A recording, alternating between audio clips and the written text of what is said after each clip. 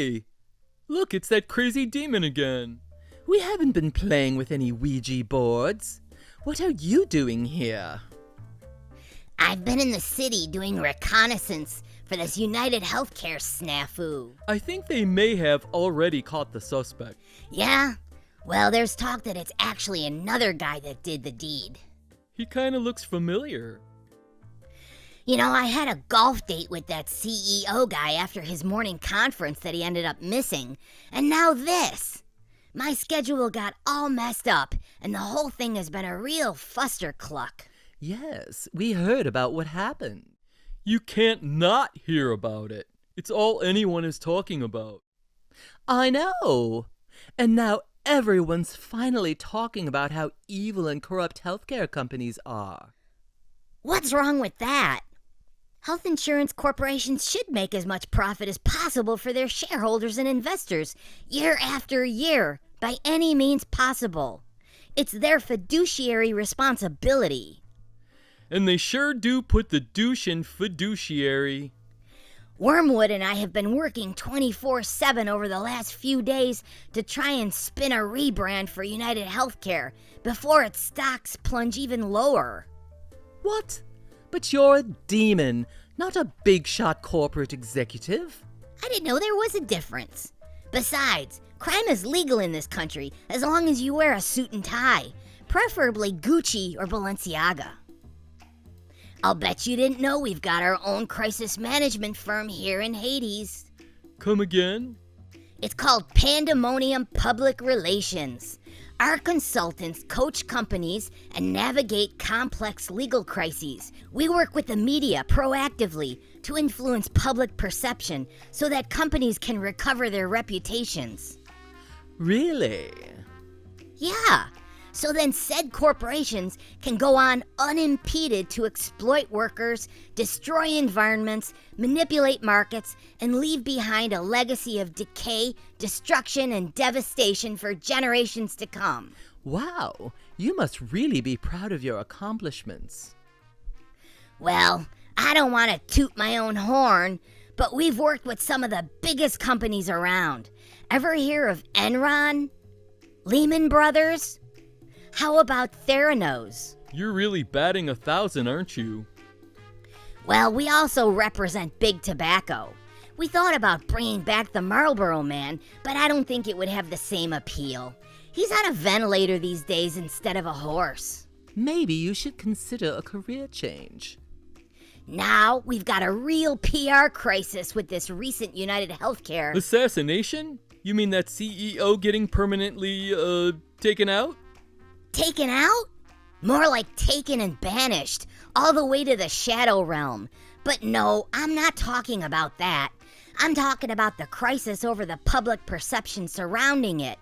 This event has actually brought people together across all spectrums of political, social, and racial backgrounds in solidarity for the first time since, 9/11. And that's a bad thing? Are you kidding? It's a disaster. People are finally getting hip to what's really going on in this country. It took this catastrophe to bring this flagrant health insurance corruption into focus. Now there's a light on in this shadowy system that's never been so bright, and all of the industry rats are running scared. And now other CEOs are freaking out. They're stepping up their security, scrubbing their photos from the web, and taking their personal information offline. Yeah, because all corporations that have rich CEOs are automatically targeted and rubbed out by an angry public. That seems totally normal. What did you possibly think would happen with this untenable situation? I don't know. We just thought we'd suck the system as long as inhumanely possible. We didn't think beyond that. We were trying to keep the masses down by lying, spinning fear, and distracting people, and making money. We're really good at pitting those silly humans against each other. We love when people get divisive with politics, race, gender, cats, dogs. But it isn't working out anymore. People are getting smarter, and they're seeing past the lies. They're finally waking up. Yeah, people have really united against this recent event. Almost everyone on social media agrees that they're not sad about what happened to this big-wig CEO. Yeah, they like violence. They're happy that this guy got offed. It's the French Revolution all over again. No, they're not. That's ridiculous. People don't know this guy from Adam. And why should they be compelled to mourn his death? He didn't mourn the thousands of deaths and financial ruin that his policies personally caused others. Well, you got a point there. They're just mad at what he represents. The uber-rich CEOs pocketing millions of dollars a year. And that guy was also being investigated by the DOJ for making even more money illegally, with insider trading. Well, when you're evil, enough is never enough. There's always more to be had. And remember, CEOs don't become psychopaths. Psychopaths become CEOs. They're nothing but a bunch of ball-washing bastards. No one's happy that someone got offed. If you have a schadenfreude reaction, it doesn't make you a bad person. I think almost 100% of people feel the same way. That guy did bad things to millions of people through his cutthroat, unethical practices, which made incredible profits for his company. Well, they did make over $371 billion last year. Who else is gonna profit off the poor working slob's illness, bankruptcy, and death? I guess Brian Thompson's $10 million a year salary wasn't enough to feed his family. Did you know that United HealthCare, the biggest healthcare company in the country, earned the title of the most denied claims of any insurer? 32%. Yes, this is true. Under Thompson, they started using an AI program for claims which had a 90% error rate. The company knew about this faulty system, but did nothing because so few would know how to challenge the denials. And they would pocket so much more profit because of it. Oh, we're just getting started on AI. We've got a whole new department down here dedicated to enhancing and building errors in bias and discrimination. Those dumb humans always drone on about ethical and privacy concerns. I'm proud to announce that I am personally heading up the AI Job Displacement Division. Oh, goody.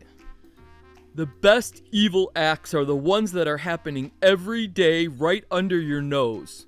You're made to believe and accept that it's law, policy, just the way things are done and there's no other way. True evil is a detached and unquestioning obedience to authority, committing horrific acts without knowing their full consequences. Ah, the banality of evil.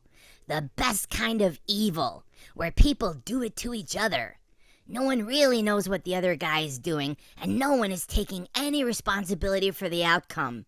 It's none of my business, they say. It's always someone else's concern.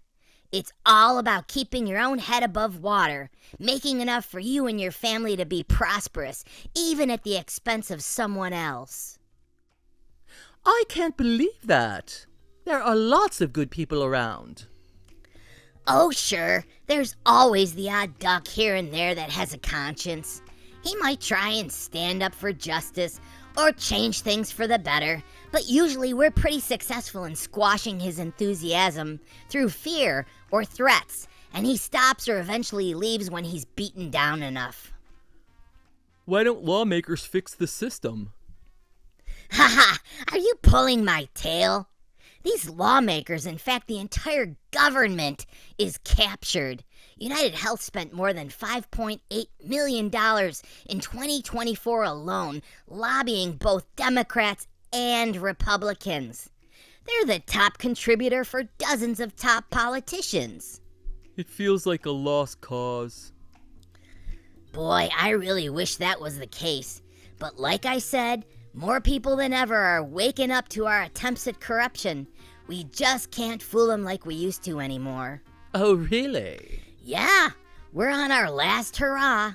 Between you and me, we're just grasping at straws anymore to try and keep power and stay relevant. Once everyone has a clue as to what's going on, we're gonna lose all our power. We're just trying to keep them in the dark for as long as possible. The longer this story stays on social media, the more people are going to keep attention on it. And then the worst possible outcome, I shudder to say it, healthcare reform. I hope healthcare reform extends to pet care too. Veterinary costs are through the roof anymore. Tell me about it. My last dental cleaning was almost $400. Oh, that reminds me. I gotta go feed Cerebus.